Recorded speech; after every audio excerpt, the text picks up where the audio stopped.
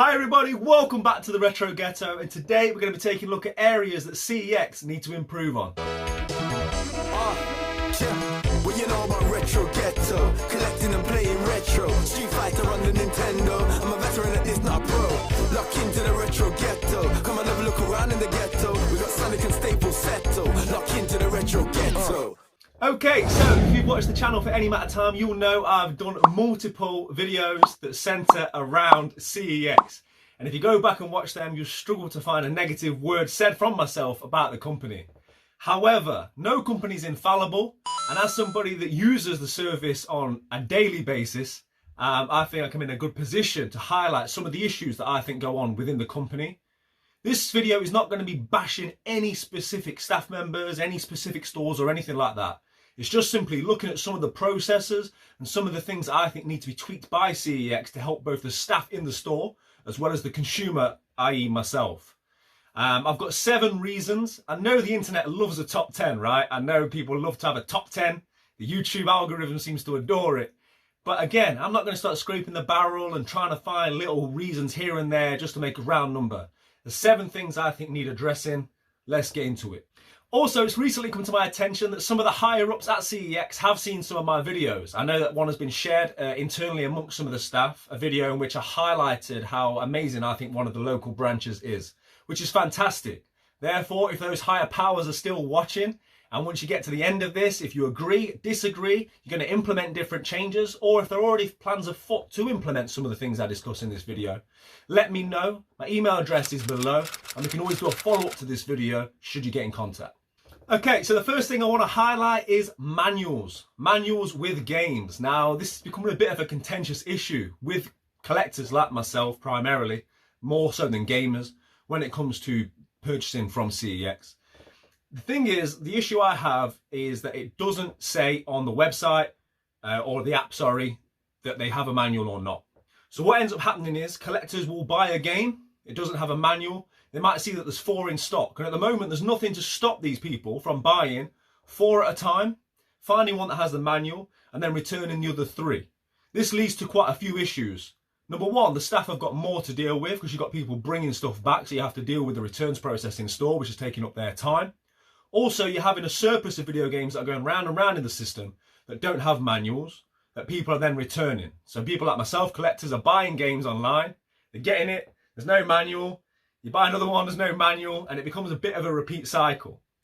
For me, it's quite an easy solution. I think there's 2 things you need to do. Number 1, CEX can put on their app that this game has a manual or does not have a manual. Should be quite a simple thing to implement.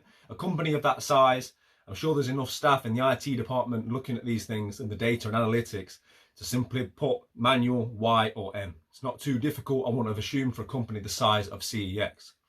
Another way that they combat this is to give less for trade-ins that don't have manuals.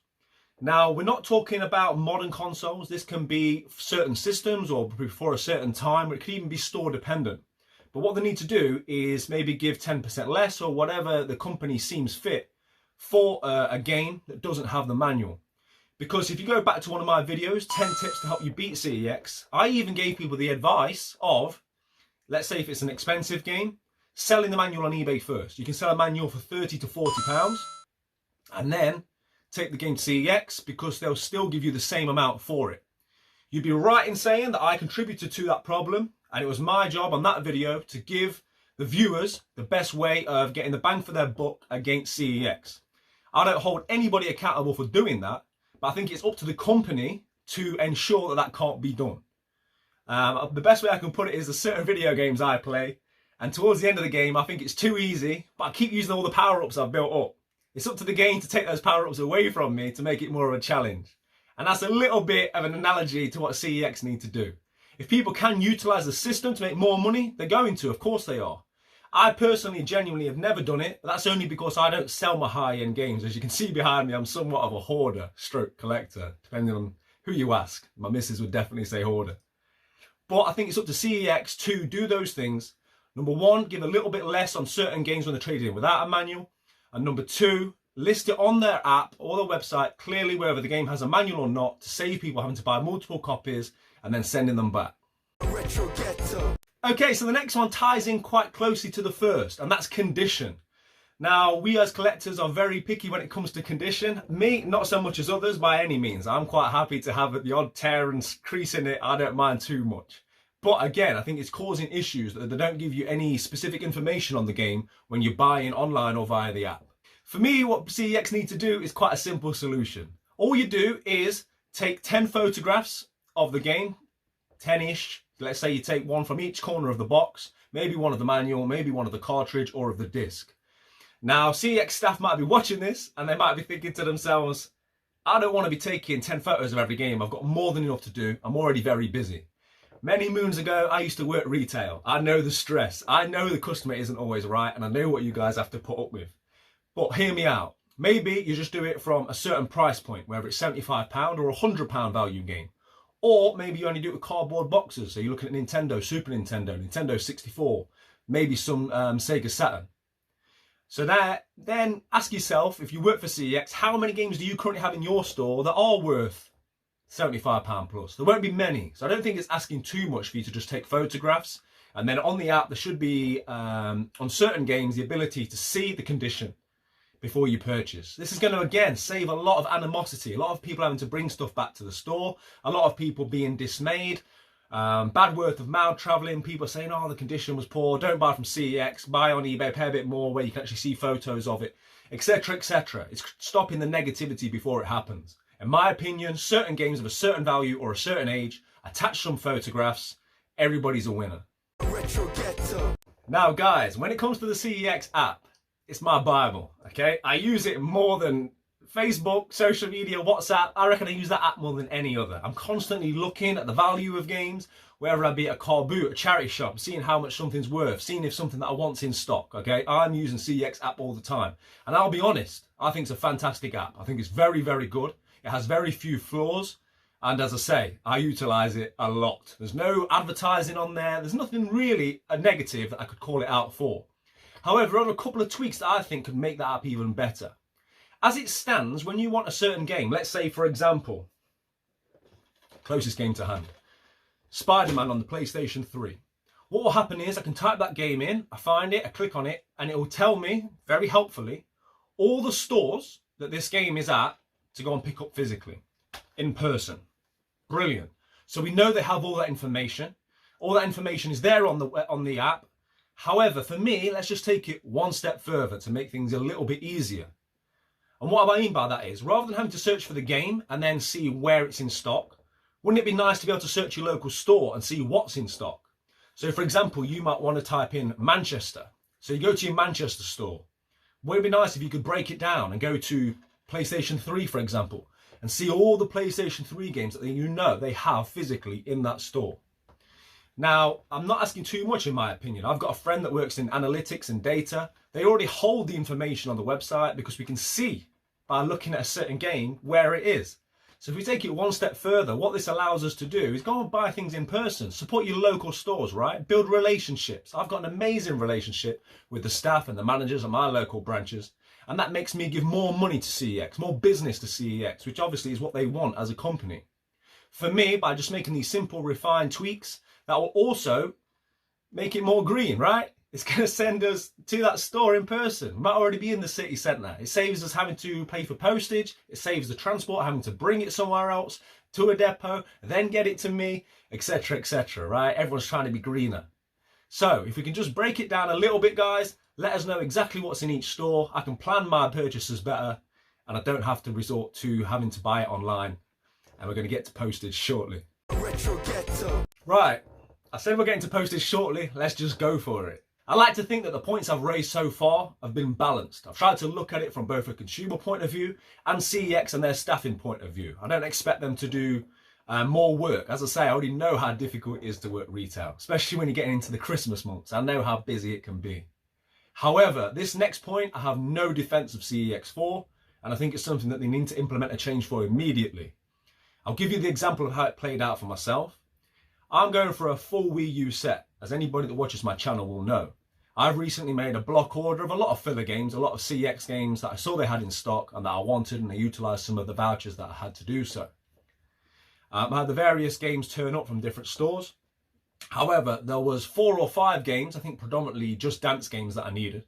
that all came from one store. Brilliant. It's obviously in their algorithm to send it all from the one store that has as many games as stock from the order as possible. That makes sense from a business point of view, right? Perfect. However, they're charging me £2 per item.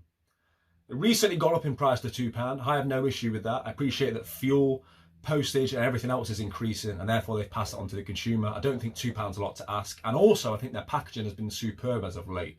No qualms with any of that. However, if I get it was either 4 or 5 games from one store, don't charge me £2 per item. I have no defense of CEX for this. I don't think it's morally acceptable. Even on eBay, if I win more than one item from a seller that isn't a professional, I would expect them to combine the postage and to pass on the saving to me, the end user.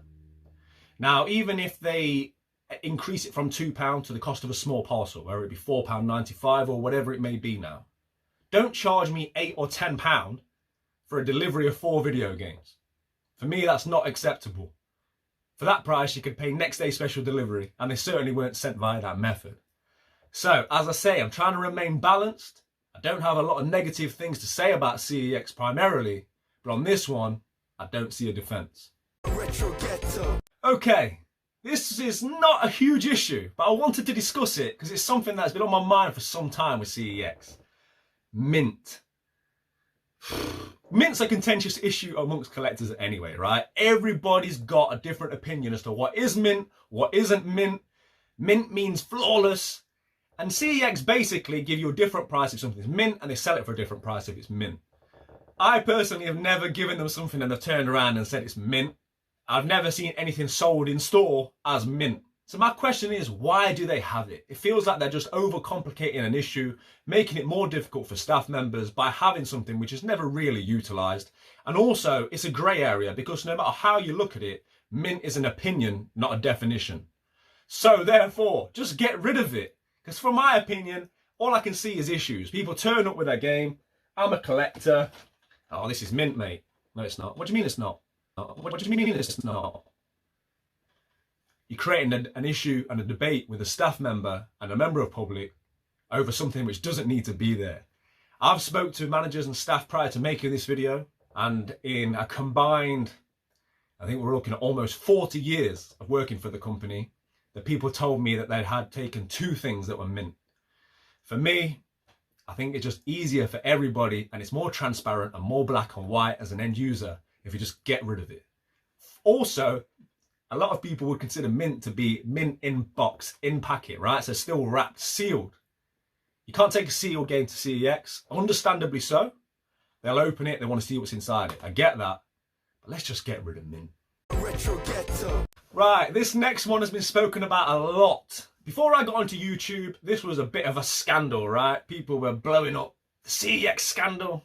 There'll be no thumbnail like that on my video. Because like I say, I'm not here to shit on CEX in any way. I'm just trying to give my opinion as to what can make them better. And if I do have the powers that be's there, the powers that be at the company's ear, more the better. However, some time ago, there was an issue over reprinted covers. And the internet blew up. Everyone was going crazy, so CEX was scamming us because they were photocopying or reprinting covers of video games where they didn't have one and selling it on the shelves. I assume largely due to pressure of the consumer and the internet, they somewhat changed it. And now in the top corner of the reprinted cover, it says reprinted cover. However, I still take an issue with this. Firstly, it's only in small letters. So for example, if I sent my mum to a shop to pick up a game that I've seen is in store in that place, she's going to go and buy it. She might not notice it says like reprinted cover in the top corner. That creates an issue for me. Also, here's my point. Who is it for? I completely understand that a lot of people are just gamers. They don't care about the condition. They just want to play the game. I get it. That's its primary function. Then why put it in a reprinted cover? Collectors do not want it at all, okay? They'll turn their nose up at it, and it's the sort of thing which gives you a bad taste in your mouth towards a company, which rightly or wrongly already does receive some negative feeling within the community. So for me, just get rid of reprinted covers. They don't serve a purpose. If you just want to play the game, you don't care. And if you're a collector, you don't want it. For me, it's quite simple. If they receive a game and it doesn't have the cover and they want to sell it, just sell it in a blank cover. Or just print off like I think this is what they do at GameStop in America, just print off a CEX sort of sheet that just says the name of the game, and you pop it in, and that's it. It's that simple. So if I can go in the store and I still want God of War, for example, for the PS4, oh, it's God of War, it's not got a cover, but I don't care, I just want to play the game. So even if CEX don't want to lose a small amount of money on it, they want to charge it at the same price, that's fine. But don't reprint the cover and then put a tiny little thing in the top corner and say reprinted cover. For me, I don't know what it's for, and I just think it grows discontent unnecessarily. Retro Ghetto. Okay, and then our final issue. This is, I don't know if this is a company issue or a website issue, but this was primarily the reason that gave me the impetus to make this video. It's something I've had an issue with quite a few times now, and I've had a few comments in previous videos of people that have had the same issues. I'm hoping that this is something CEX are either aware about and they're currently trying to fix, or if they're not, let me be the one to tell you so you can get it sorted out. The best way I can explain it is to give examples. So the last few times I've ordered rare games, as I've already aforementioned, I'm going for a full Wii U set. There's a couple of rare games I've tried to order recently. Amazing Spider-Man 2. Now what's happening is you go to buy it, you can see it's in store. I set up alerts, I get an alert, I can see it's in store at 2 different stores. One was Wolverhampton, one was somewhere else. Great, my game's in store. I pay for it. I'll be using vouchers, but not all people will, so let's assume I'm paying cash. So I've paid my cash for this game. Being someone that knows CEX and uses them regularly, if I don't get an email within sort of 24 hours say it's been dispatched, I know it's not going to come. And then it takes 2 or 3 days then to say it's out of stock. It happens, I get it. Things get sold online that they might have just been recently sold in store. I have no qualms with that. Here's my issue. What will happen is I'll have to wait then 3 days to get an email to say that it's not been in stock, which I think could be sped up a lot quicker than that. And then I can wait up to 10 days, which doesn't happen, but potentially, for the money to then come back to my funds. So CEX have been sitting on my funds, generating interest, for quite some time now. And that's still not the issue. The issue is, a day or 2 later, that game will come up again in stock at those same stores. And it keeps happening. I've made no qualms of the fact I'm trying to get Phineas and Ferb for the Wii U. And 3 times now, I've tried to buy it.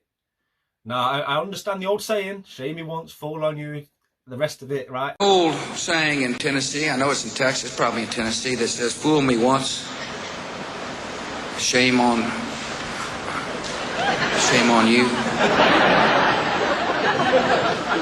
If fool me, we can't get fooled again. There's the clip. Right, so we know the saying. I don't know, it's my fault. But as a collector, I'm so desperate to get this game that I'm prepared to take the risk, okay? But not everybody is, and not everybody wants CEX to hold their funds for that amount of time for the game that they should know is not in stock. It's quite a convoluted issue, and I hope I've been able to explain it eloquently enough that you guys understand what the issue is. But basically, games keep showing up as being in stock in the same stores, but when you order them, it gets cancelled. As I say, that happens, but then a couple of days later, it comes back again at the same store. Having spoke to people that work for the company, there are some potentials as to why this is happening.